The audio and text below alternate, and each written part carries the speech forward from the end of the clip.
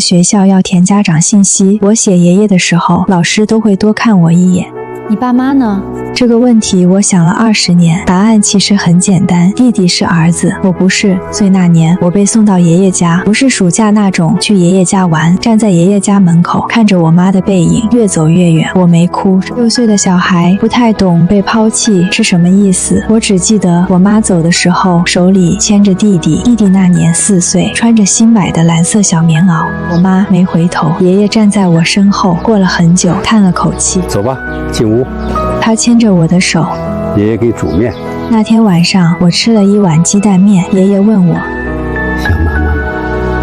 想。爷爷没说话，给我添了半碗面。后来我才知道，我妈送我过来之前跟爷爷说了一句话。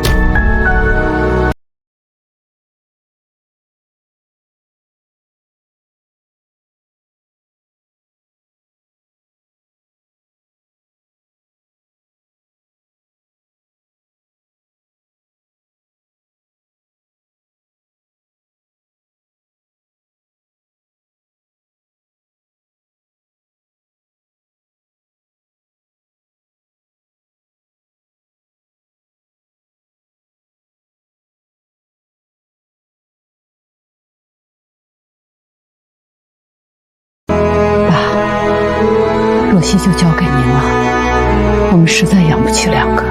该我妈做的事全是爷爷做的，但我知道爷爷不是妈，因为每次学校要填家长信息，我写爷爷的时候，老师都会多看我一眼。你爸妈呢？在市里。怎么不跟爸妈住？我爸妈工作忙。我记得7岁那年中秋节，学校组织画画比赛，题目是我的家，别的小孩画的是爸爸妈妈和自己，一家3口手牵手，我画了爷爷和我。画得真好。他没说你的家怎么只有2个人，但我看到他眼睛红了。今年就别回来了，家里地方小，弟弟刚买了新床，没地方睡。爷爷挂了电话，摸摸我的头。今年跟爷爷过年，爷爷给你包饺子。那个春节，厨房里飘着淡淡的肉香和面粉的清甜。爷爷守在灶台边，笨拙却认真地擀皮填馅，褶皱捏得整整齐齐。出锅后，白胖的饺子冒着热气，整整30个盛在青花大碗里，暖得人心头发热。馋得直咽口水，拿起筷子大口大口地吃，一个接一个，嘴角沾了汤汁，也顾不上擦。爷爷见状，忍不住笑出了声。慢点吃，没人跟你抢。后来我才知道，同一个春节，我爸妈在泽川市的家摆了2桌。国栋家就一个小儿子，宝贝着呢。不是还有个大女儿吗？哦，那个啊，在乡下呢，老爷子带着。哦，9岁那年，爷爷带我去泽川市看病，顺路去了父母家。弟弟跑出来，妈，他是谁？我亲弟弟不认识我。你爷爷家的，叫姐姐。哦。全程没跟我说第2句话。那天回去的路上，爷爷一直没说话。快到家了，他突然停下来，看着我的眼睛。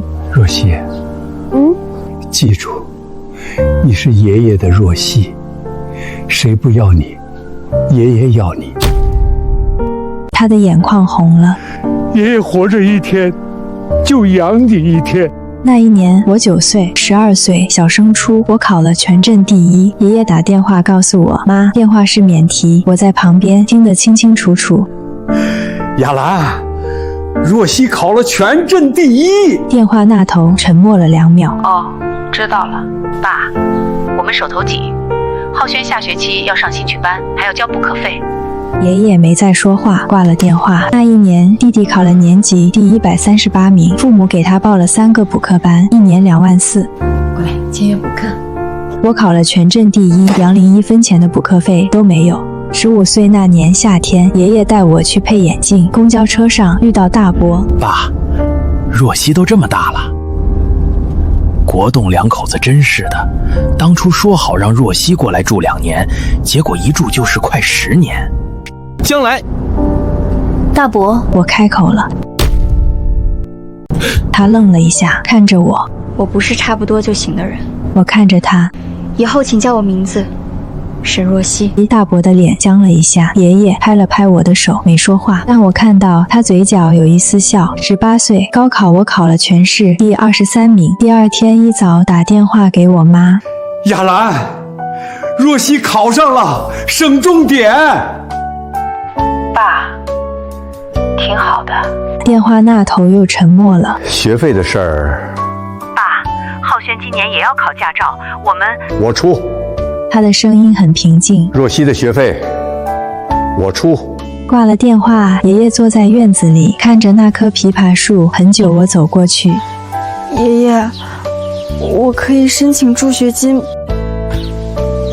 不用，他看着我，爷爷供得起你。他笑了。爷爷这辈子最骄傲的事儿，就是养了你。我没忍住，那是我20年来第一次在爷爷面前哭。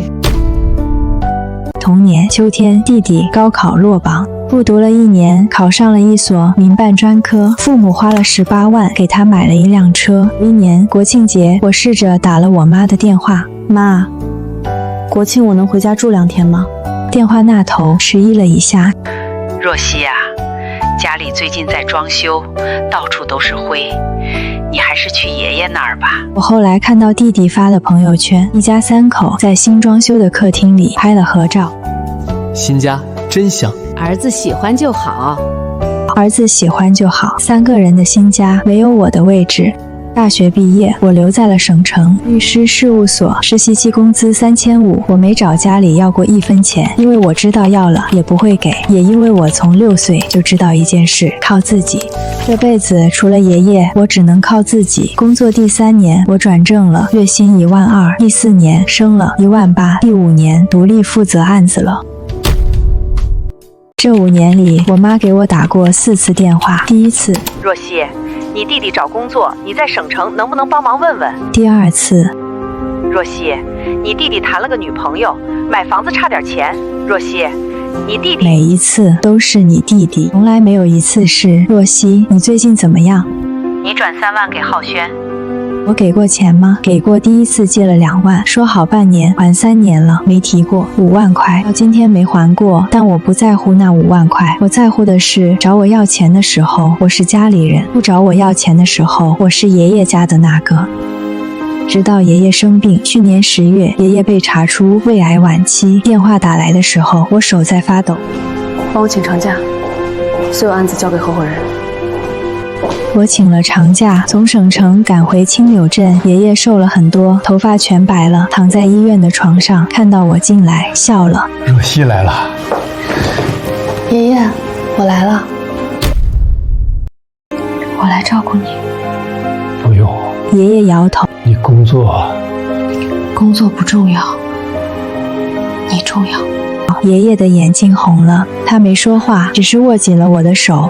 那之后的47天，我守在医院里，白天喂饭、擦身，陪爷爷做检查，晚上就睡在旁边的折叠床上。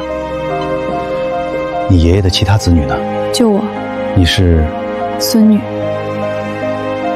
其他子女应该也来看看。他们忙。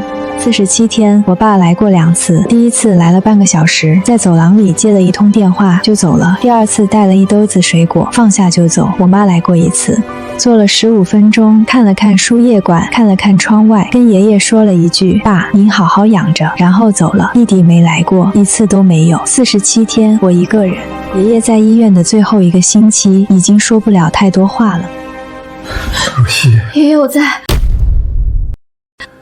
我柜子里有个铁盒子，里面有些东西，你拿着。爷爷，拿着，该是你的。若曦，这辈子爷爷最对不起的就是你，不该让你受那些委屈。声音很轻，但我听得很清楚。10天后，爷爷走了。爷爷去世后第3天，我打开了那个铁盒子，里面有3样东西。第1样是一叠银行汇款回执单，我一张一张翻，日期从我6岁那年开始到我18岁，每月1张，每张3000块，收款人沈国栋，备注若曦学费。我数了2遍，144张。3000乘以144，432000块。看着着汇款单，手在发抖。铁盒子里第二样东西是一封信，爷爷的字很大，一笔一划，写得很慢。若曦，爷爷走了，你别太难过。有些事爷爷一直没跟你说，你爸妈这些年不是养不起你，那些钱爷爷都有数，43万2千块，爷爷每次都留了底。你18岁那年考上大学，爷爷另外给你爸准备了5万块学费。你爸说你没考上，爷爷信了。后来爷爷才知道你考上了。那5万块，你爸给浩轩买了车。若曦，不是爷爷不管你，是爷爷被他们骗了。爷爷对不起你。铁盒子里还有一样东西，你拿着，那是爷爷留给你的。你是爷爷这辈子最骄傲的人。我看完信，手上的汇款单掉在了地上。5万块学费，我以为是爷爷拿不出钱了。从来没怪过爷爷，原来不是爷爷拿不出，是被他们劫走了。5万块，给弟弟买了车。那辆车，弟弟发朋友圈的那辆车。我考上大学那年，差点因为凑不齐学费放弃，我去办了助学贷款。大一暑假打了2份工。弟弟发朋友圈的那辆车，人生第1辆车，感谢爸妈，感谢爸妈。那是我的学费。铁盒子里第3样东西是一份遗嘱，公证处盖的章，律师签的字，日期是爷爷住院前1个月。我翻开看了看，然后合上。我把铁盒子收好，没有哭，眼泪在来医院的路上就哭完了。现在该做的不是哭。我拿出手机，张律师，是我沈若曦，遗嘱的事我准备好了。我爸这辈子太苦了。爷爷的葬礼来了很多人，我爸站在灵堂前一言不发，我妈哭了，哭得很大声。弟弟来了，穿着一身名牌，站在灵堂里低着头，不知道在想什么。他看了我一眼，很快移开了视线。20年了，我们是陌生人。葬礼结束后，若曦，你爷爷的后事儿辛苦你了，这几天你就住家里吧，妈给你收拾个房间。现在爷爷没了，他说住家里。不用了，我住酒店。他愣了一下。若雪，后天遗嘱宣读，您有空的话来。我松开了他的手，转身走了。遗嘱宣读前1天晚上，我在酒店房间里打了个电话。张律师，明天的流程确认一下。好的，沈律师，材料都准备好了，公证遗嘱原件、视频遗嘱录像、银行汇款记录，还有沈老爷子的亲笔信。视频遗嘱带了投影设备吗？带了。好。我顿了一下。明天会有很多人来。我知道，放心，法律上万无一失，公证遗嘱效率最高。不是担心法律，我看着窗外，我想让他们都看到。看到什么？爷爷想说的话。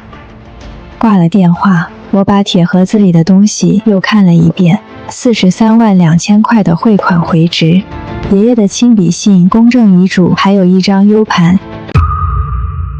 U 盘里是爷爷在住院期间录的一段视频，18分钟。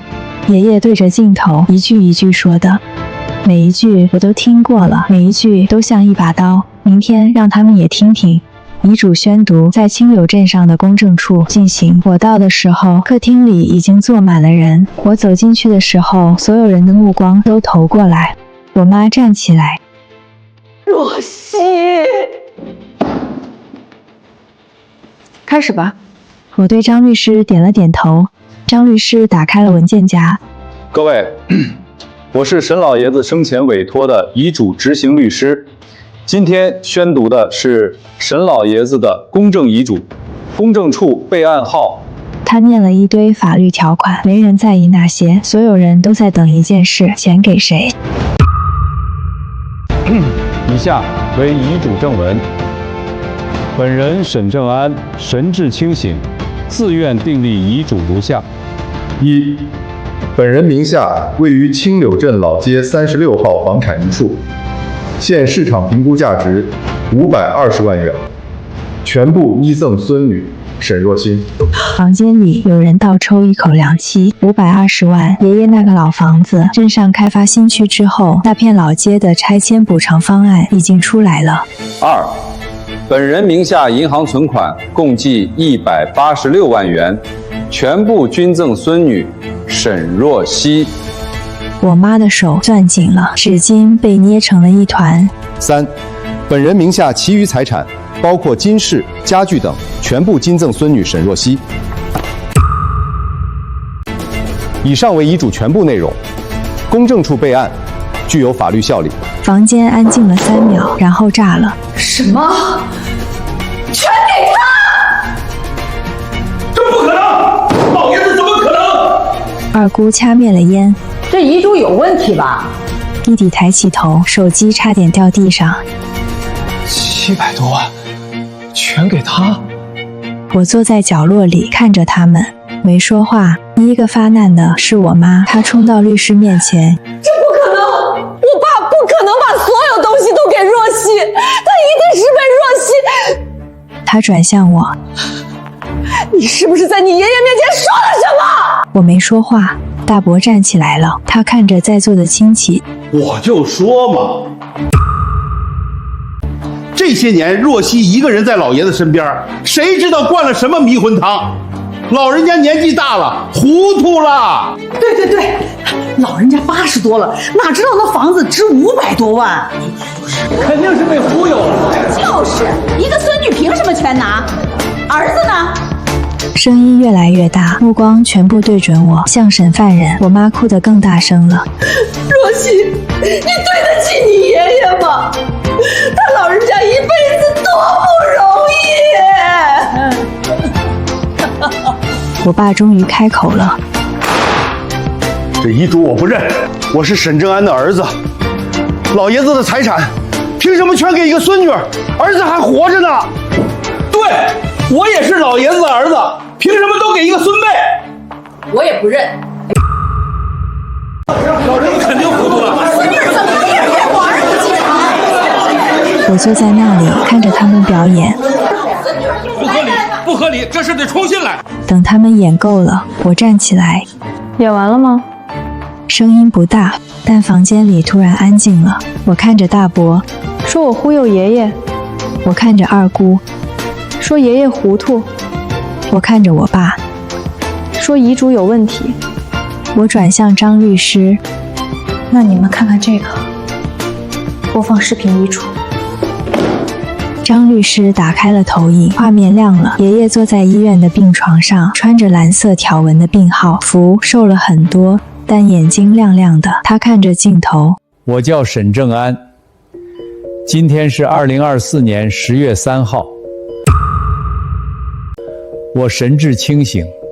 他的声音有些哑，但每个字都很清楚。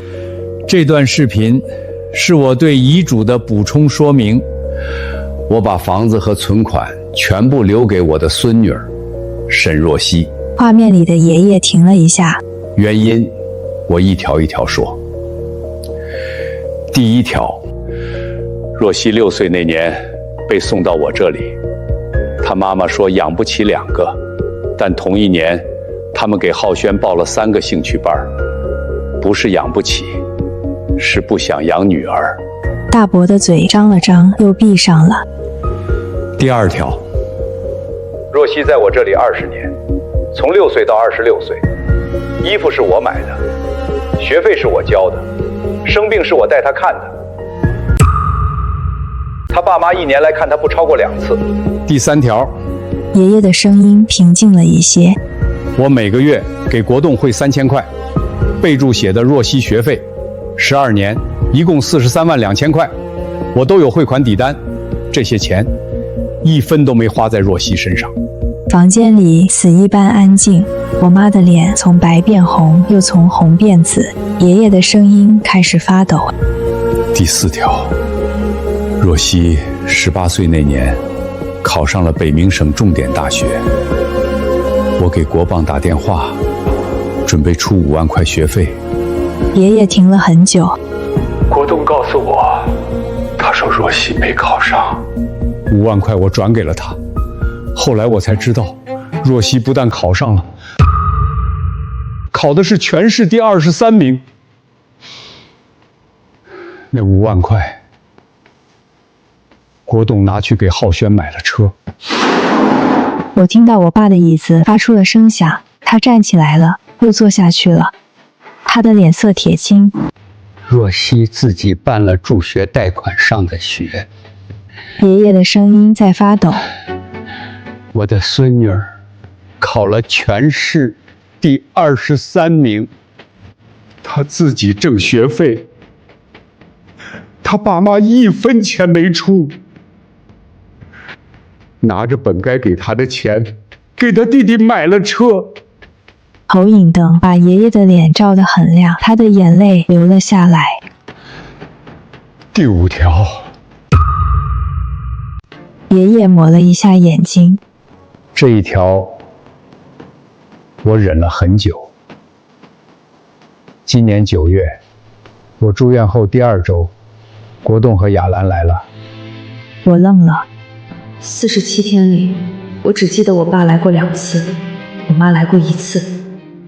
爷爷的声音突然冷了下来。他们不是来看我的，陈重来找我改遗嘱。我的手攥紧了。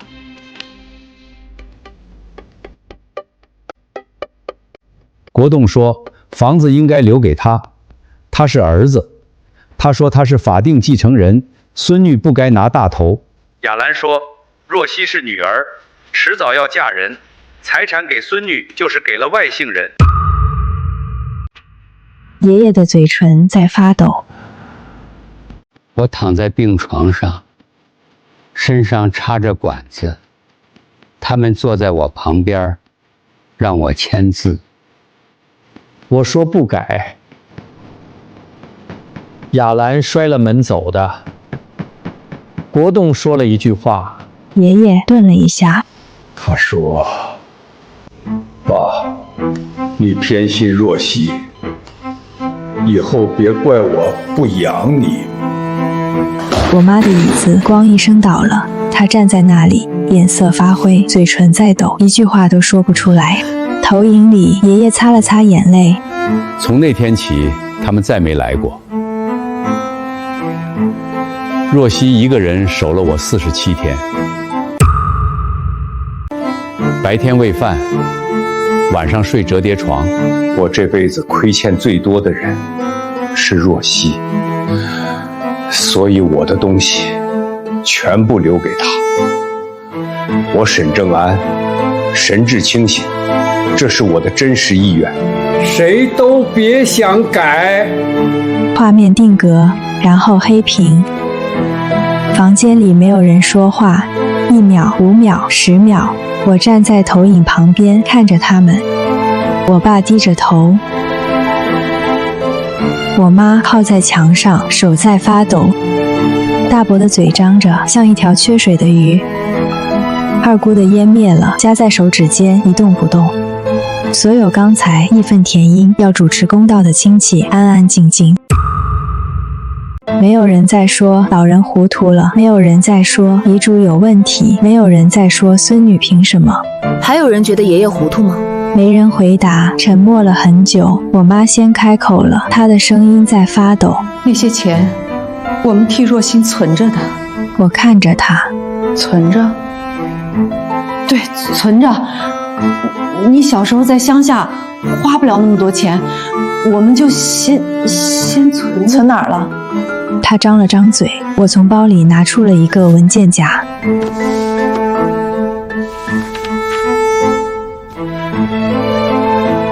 爷爷第一笔汇款，2006年2月，3000块。同月，爸的银行卡消费记录，弟弟幼儿园学费1200，弟弟棉服480。我翻页，2006年3月。爷爷汇款3000，同月，弟弟兴趣班报拼费2500。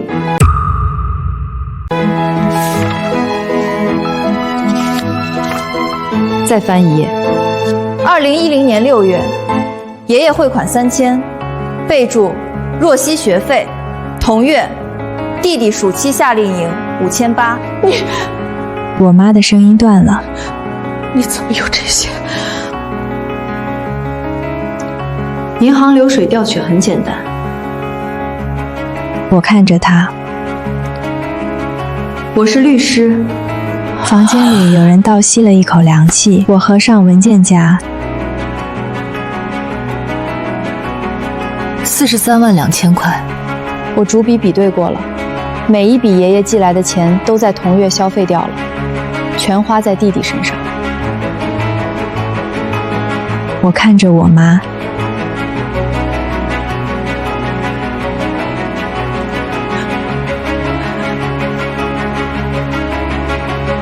这就是你说的存着。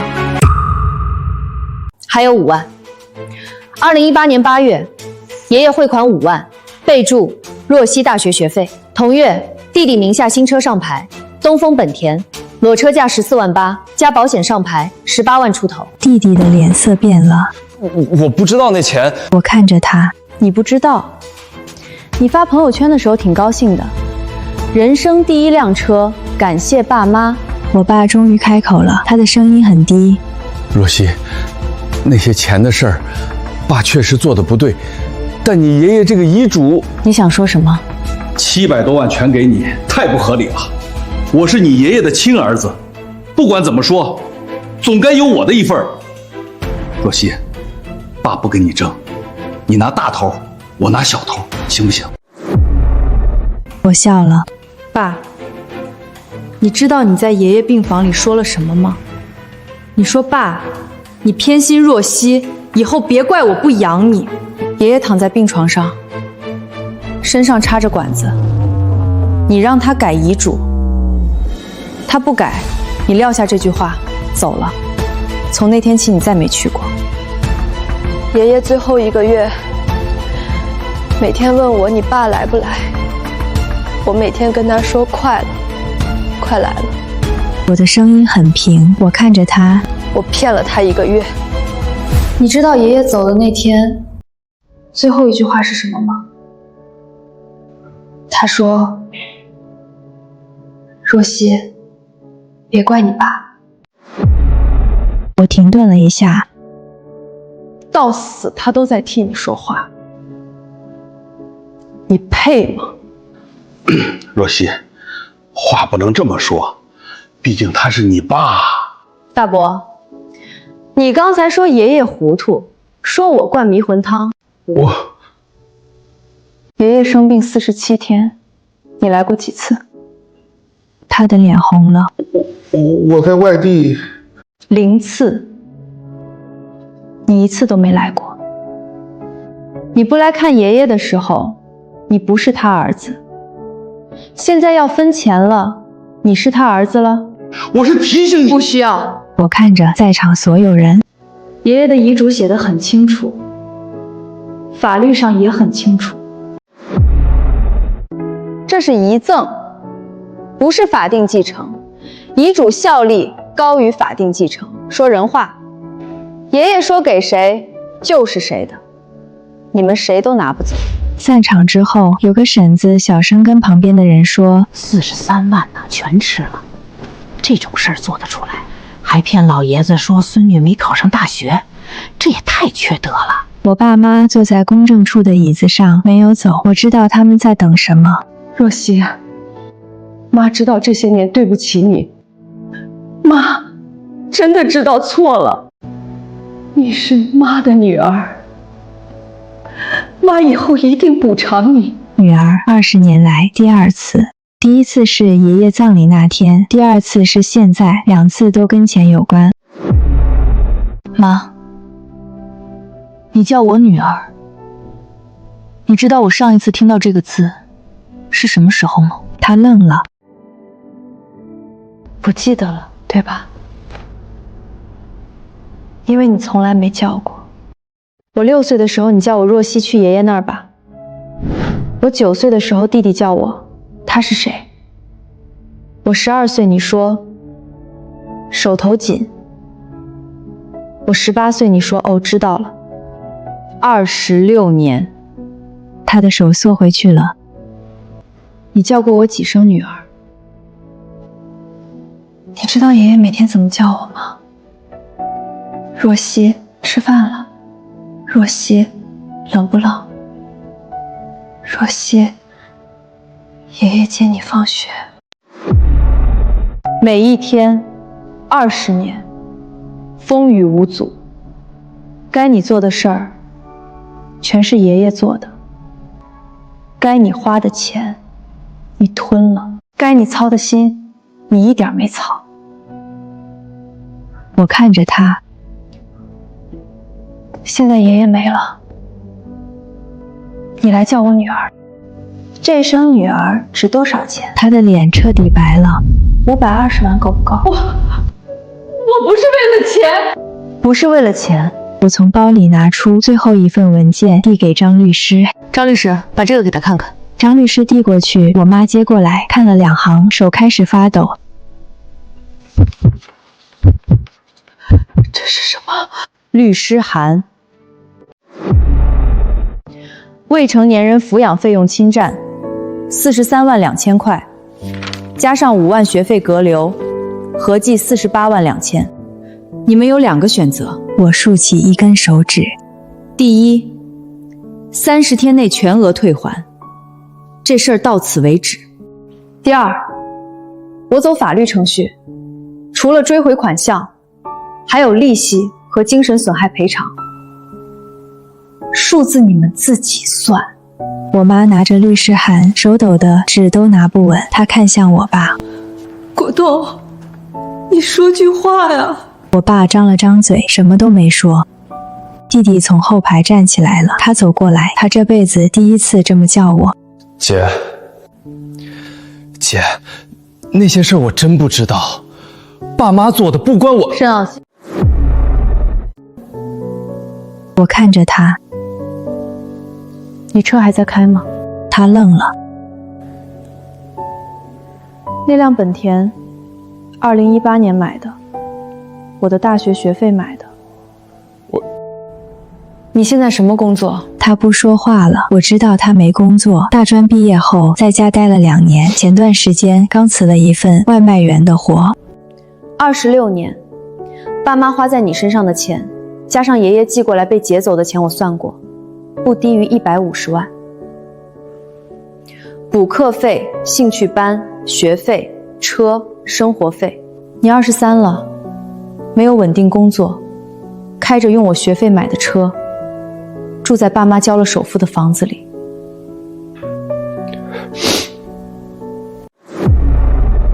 他们把该给我的全给了你，你拿到了所有，我什么都没有。我看着他，但我不怪你。他的眼睛红了。我只怪他们。我收拾好包，站起来。律师函上有期限，30天，过了就走法律程序。我看了最后一眼这个房间，我爸低着头，我妈靠在椅背上，眼泪流了一脸。我转身走出了公证处，阳光很好，11月的风有点凉，但我觉得舒服。20年的账，今天算清了。1个月后，48万2千块到了我的账上。张律师打电话告诉我的时候，我正在吃早饭。全额到账了，你爸分3笔转的，最后一笔是今天早上。我夹了一口菜。你爸还说，不用说了。我知道他想说什么，无非是以后还是一家人，或者爸知道错了。20年来，我没听过一句有温度的话，现在不需要了。过了几天，弟弟给我发了一条微信：姐，车卖了，我在找工作。你以后能不能别跟爸妈计较了？他们年纪大了。你好好工作，我的事儿不用你操心。然后没有再回。不是恨他，是没有感情。20年的陌生人不会因为一声姐就变成亲人。听说大伯在亲戚里抬不起头了。遗嘱宣读那天的事传遍了整个家族，有亲戚问他：你当时不是第一个站出来说遗嘱有问题吗？大伯的脸涨得通红。我当时不知道情况。不知道情况你就跳出来帮腔？大伯转身走了，再没在家族聚会上露过面。半年后，爷爷的老房子还没拆，开发商的拆迁方案推迟了，我没着急。每个周末，我会从省城开车回去，推开院子的门，枇杷树发了新芽。春天了，我在院子里搬了把椅子，坐在枇杷树下，阳光透过叶子照下来，斑斑点点的，和小时候一模一样。爷爷以前就坐在这把椅子上，一边择菜，一边看我写作业。若曦，写完了没？写完了，爷爷给你煮面。手机响了，是我妈。我看了一眼，犹豫了2秒，挂掉了。不是恨，是不需要了。20年，该说的话在公证处那天说完了。我从包里拿出一个相框，里面是一张画，一个小女孩和一个老爷子。爷爷，你的若曦过得很好。风吹过枇杷树，叶子沙沙响，像有人在笑。风绕着枇杷树转了个圈，卷着几片新叶落在脚边。我弯腰捡起来，指尖蹭到叶脉的纹路，像触到爷爷从前粗糙的掌心。起身走进屋，屋里的摆设还和爷爷在时一样，木桌擦得锃亮，瓷碗摆得整整齐齐，墙角的竹椅上搭着爷爷常穿的藏青色褂子。我伸手摸了摸褂子的布料，还是硬挺的，带着阳光晒过的味道。走到爷爷的房间，床头柜上的搪瓷缸还在，缸沿有个小小的豁口，是我小时候不小心摔的。缸里还放着爷爷的老花镜，镜腿用胶布缠了2圈，那是他最后几年总念叨着看不清字自己缠的。我把老花镜拿起来，对着窗外的阳光看了看，镜片上蒙了一层薄灰，轻轻擦去，还是能看清远处的老街。老街的石板路被春雨润得发亮，偶尔有行人走过，脚步轻轻不吵。我在爷爷的床上坐了一会儿，床垫还是硬的，是爷爷喜欢的样子。他总说软床睡多了腰疼。手机又响了，还是我妈。屏幕亮着，她的名字在上面跳，我看了几秒，按了静音。不是不想接，是不知道该说什么。他每次打电话，无非是说爸妈身体不好，弟弟找工作不顺，话里话外还是想让我搭把手。可我累了。26年，我活成了他们眼里的提款机，活成了弟弟的垫脚石，唯独没活成自己。现在爷爷走了，我也没有什么顾虑了。我终于可以只做沈若曦，只做爷爷的若曦。起身去厨房，打开橱柜，里面还有爷爷囤的挂面，用牛皮纸包着，扎着麻绳。我拿了一把，烧了水，煮了一碗面，没放鸡蛋，就放了点盐。小时候爷爷煮的鸡蛋面是我这辈子吃过最好吃的东西。现在自己煮，味道差了点儿，可吃着心里倒踏实。吃完面，洗了碗，坐在院子里的枇杷树下，翻着手机里的照片，大多是爷爷的，有他在菜市场买菜的样子，有他坐在竹椅上择菜的样子，还有他送我去学校，站在校门口挥手的样子。每一张爷爷的脸上都带着笑。看到一张合照，是我考上大学那年和爷爷在枇杷树下拍的。那时候爷爷还很硬朗，背不驼，头发也只是花白了些许。不过几年，就瘦得不成样子。躺在病床上，连说话都费劲。想到这里，心口还是揪了一下，可不再是撕心裂肺的疼，只是淡淡的酸楚。爷爷走了，可他留给我的，从来都不只是那700多万的财产，是20年的陪伴，是寒冬里的热水袋，是酷暑里的蒲扇，是生病时的悲，是放学时的等候，是刻在骨子里的爱。这些比任何钱都珍贵。太阳慢慢偏西，把我的影子拉得很长，落在枇杷树的树干上，和树影缠在一起。老街的炊烟升起来了，一缕缕飘在半空，带着饭菜的香味。